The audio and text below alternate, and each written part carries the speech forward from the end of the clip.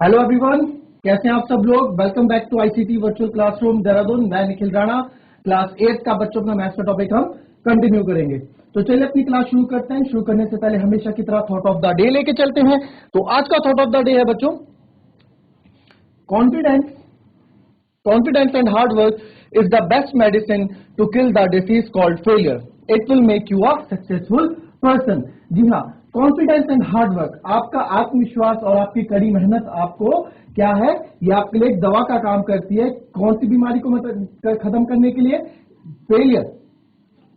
Failure को खत्म करने के लिए आपके अंदर कॉन्फिडेंस है और आप हार्ड वर्क कर रहे हैं तो you will get the success. It will make you a successful person. आपको हमेशा सक्सेसफुल किसी भी चीज में, जरूरी नहीं है कि लॉन्ग टर्म गोल मैं बोल रहा हूँ, शॉर्ट टर्म गोल भी आप लोगों के होते हैं कि आप इस क्लास में मुझे इतने मार्क्स लाने, इस सब्जेक्ट में इतने मार्क्स लाने, या फिर मुझे इस गेम में इतना अच्छा परफॉर्म करना है ना।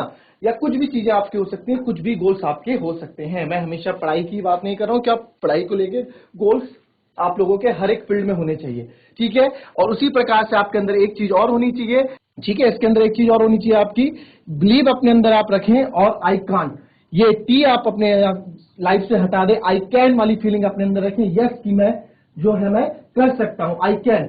कभी भी अपने अंदर ऐसे मत रखें कि आई कांट, की मुझसे नहीं होगा। देखो, कोशिश करके अगर हम करेंगे ना, कोशिश करेंगे, फिर अगर चीजें नहीं हो रही हैं तो एक बार के लिए आप समझेंगे कि यार क्यों नहीं हुआ, कहां कमी रह गई।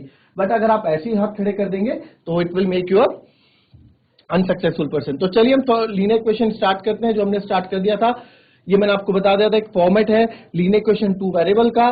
फिर उसके बाद ये हमने क्वेश्चन किए थे, है ना, जो हमने प्रीवियस नॉलेज से रिलेटेड क्वेश्चन किए थे, मैंने आप लोगों को दिए थे। इसका हमने समझाया, हमने साइन रूल समझा था। और ये साइन रूल्स हमने सीखे थे इसमें कि साइन रूल क्या क्या साइन रूल है, ठीक है। और जिन्होंने नहीं लिखा हो लिख लें। ये एक्सप्रेशन होता है। देखो बच्चों, एक्सप्रेशन और इक्वेशन में क्या फर्क होता है उसको पहले देख लो। जिन्होंने नहीं लिखा है वो लिख लो। तो एक्सप्रेशन, ठीक है, एक्सप्रेशन पे आते हैं। एक्सप्रेशन है आपका बच्चों, दिस इज एक्सप्रेशन, ठीक है। एक्सप्रेशन मतलब व्यंजक। ये जैसे 3x+4 है, ये एक एक्सप्रेशन है। और ये इक्वेशन कब बन जाता है? जब इसके बीच में इक्वल्स टू का साइन लग जाएगा तो ये आपका इक्वल्स टू बन जाएगा, ठीक है। ये 3x+4 इक्वल्स टू 2, ये हमारा, और इसमें मैंने आपको बताया था this is left hand side, ये हमारी लेफ्ट हैंड साइड होती है। और ये हमारी राइट हैंड साइड होती है, ठीक है। जो इक्वल्स टू के इधर दाएं हाथ में राइट हैंड साइड, बाएं हाथ में लेफ्ट हैंड साइड। तो ऐसे आप लोग करेंगे, इसमें कंफ्यूज नहीं होंगे। आप अपने लिखेंगे तो लिखने के लेफ्ट हैंड साइड आपका राइट हैंड साइड, जो राइट हैंड से आप लिखे हो तो राइट हैंड साइड, इधर वाला left hand side.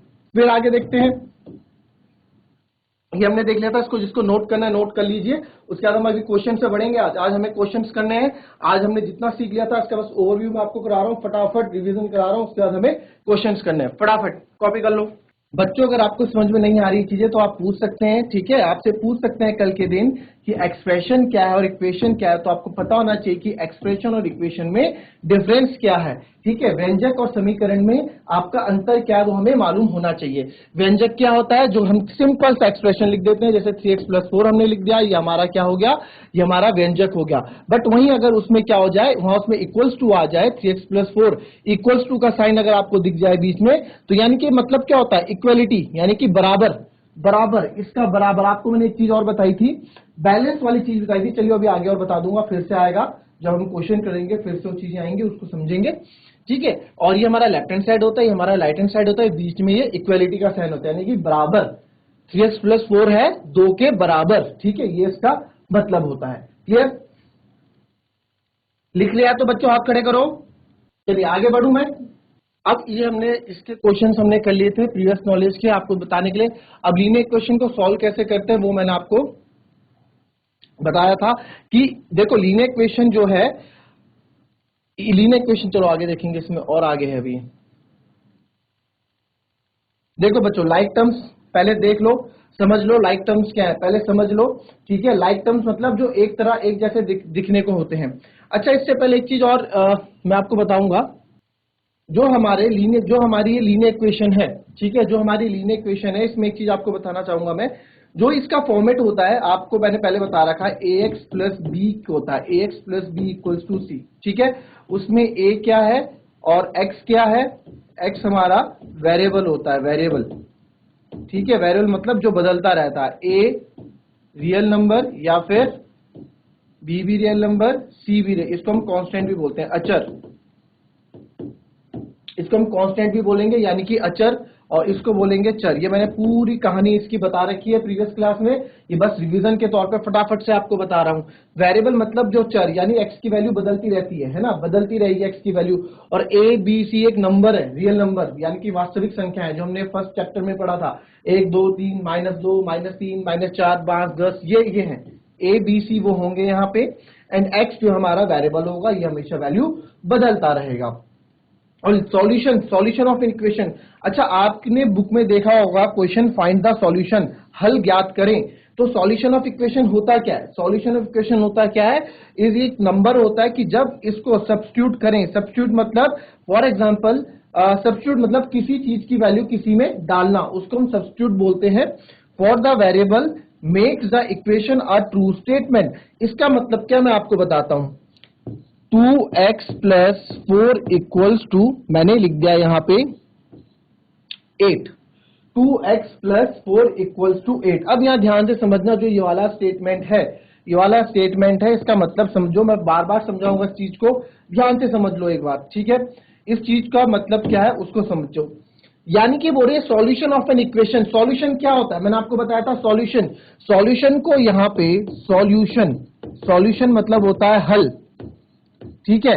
Solution root भी बोलेंगे, पर रूट 9th क्लास में बोलेंगे इसी चीज को। सॉल्यूशन रूट बात एक ही है, यानी कि हल निकालो, हल, ठीक है। तो किसी भी इक्वेशन का, यानी कि किसी भी समीकरण का, ये क्या है, ये एक समीकरण है, अभी हमने पढ़ा था पीछे, जब इक्वल्स टू का साइन आ जाता है तो समीकरण बन जाता है। तो किसी भी समीकरण का हल क्या होता है, इज द नंबर, एक वो नंबर होता है जब हम उसको सब्स्टिट्यूट करते हैं वेरिएबल में, यानी कि x में हम ऐसा वैल्यू सब्स्टिट्यूट करेंगे कि जो इक्वेशन है ना वो ट्रू हो जाए, यानी कि ये इक्वेशन जो है ट्रू हो जाए। ट्रू मतलब बिल्कुल सच साबित हो जाए। और सच साबित कैसे होगी बच्चों, सच साबित कैसे होगी, जब ये देखो, अब सच साबित कैसे होगी, When substitute for the variable, यानी कि हमें ऐसा नंबर रखना है वेरिएबल पे जो पूरी स्टेटमेंट को, इस पूरे इक्वेशन को सही साबित कर दे, यानी कि 2x प्लस 4 इक्वल्स टू 8 कर दे। कैसे, अबाउट देखो, अगर मैं x की जगह, अगर यहां मैं x की जगह 1 रखता हूं, अगर मैं यहां x की जगह 1 रखता हूं, या फिर x की जगह मैं 2 रखता हूं, चलिए 2 रखते हैं, पहले स्टार्टिंग में 2 ही रख देते हैं,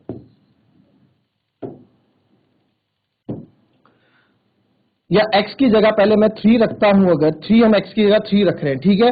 तो 2 x की जगह रखेंगे 3 प्लस 4, तो 2 3 जा कितना होता है बच्चों, 6 प्लस 4 कितना होता है, 10। तो क्या ये इक्वेशन 8 तो आ नहीं रही है, ये तो 10 आ रहा है।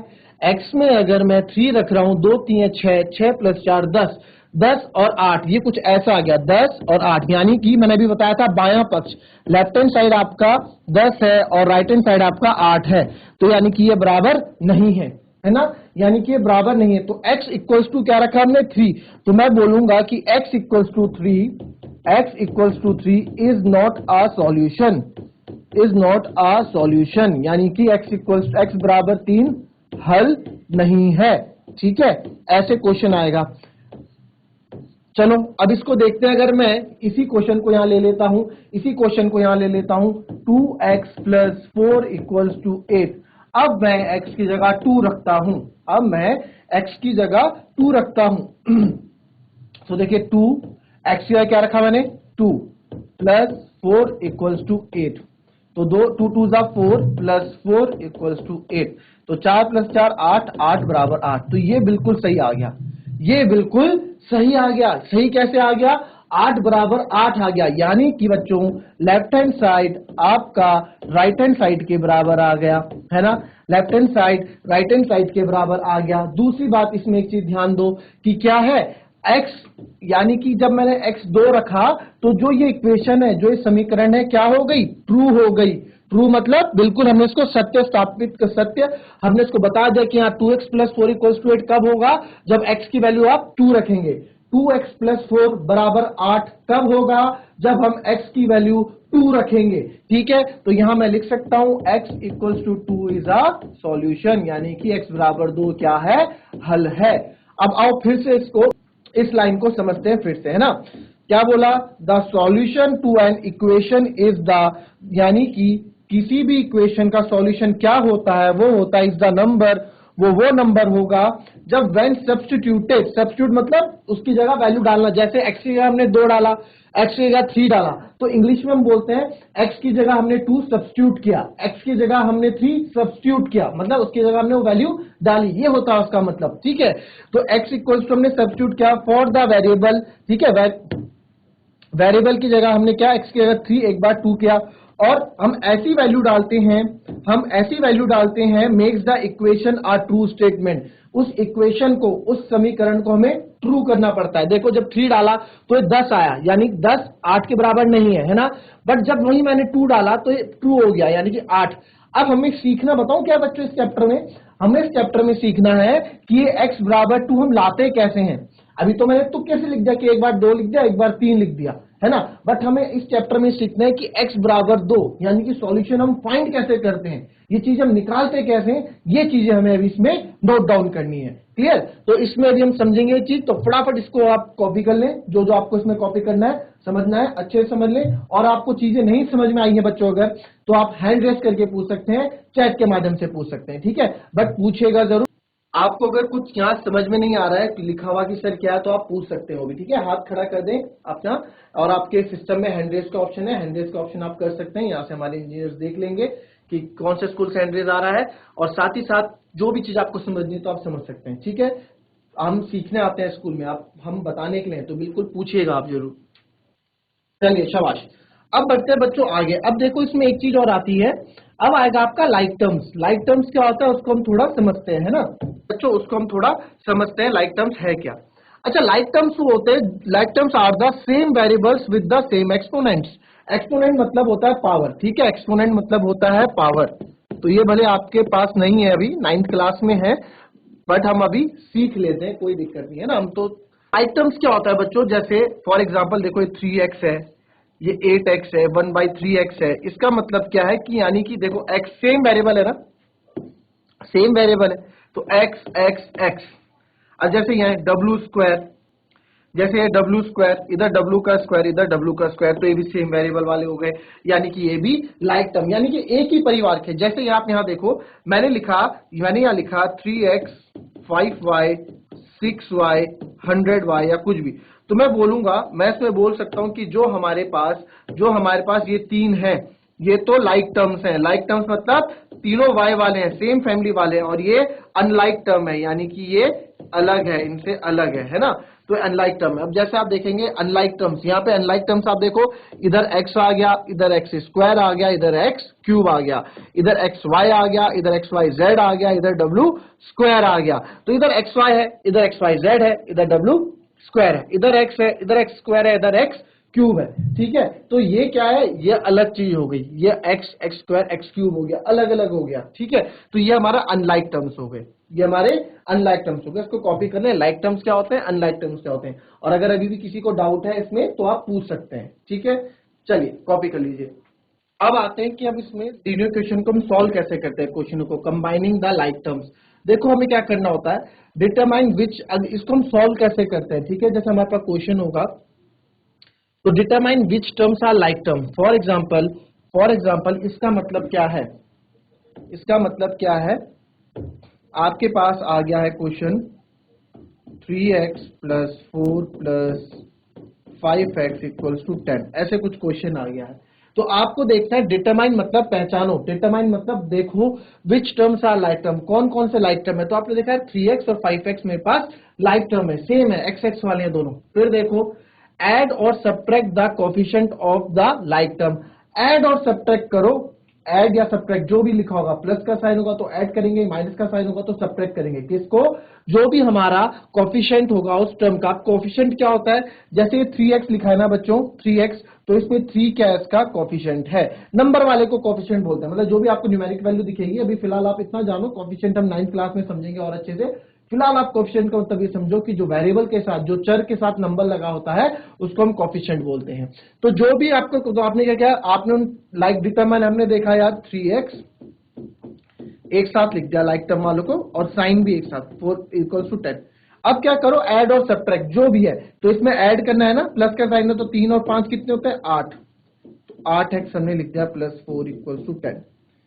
फिर ये बोलता है multiply the number found in step 2 by the common variables. चलो ये वाला स्टेप अभी हमारे काम का नहीं है, इसको हमें भी करना नहीं। आप ये 2 स्टेप लिखें और 2 स्टेप के बाद ये एग्जांपल एक लिख सकते हैं आप, उसके बाद हम आगे बढ़ेंगे। चलिए, आप लोगों ने ये, आप लोगों को पता है, मैंने पढ़ा दिया है, जिन बच्चों का छूटा है साइन रूल, क्या ये आप लोगों को पता है साइन रूल्स क्या होते हैं, माइनस प्लस माइनस, साइन किसका आता है? अगर आपको पढ़ना है तो ये चीज अगर आपको समझनी है तो हाथ खड़ा करें, तो मैं इसको भी रिवाइज करा दूंगा।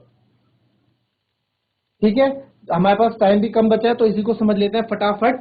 अब देखो बच्चों, ये होता है साइन रूल, इसको ध्यान से समझना, लिखने का टाइम पूरा मिलेगा, इसको ध्यान से समझना, बार बार नहीं बताई जाएगी ये चीज, और बच्चों गलती करते हैं इन चीजों में, इन चीजों में आपसे गलतियां होती है, उस चीज को समझ लो।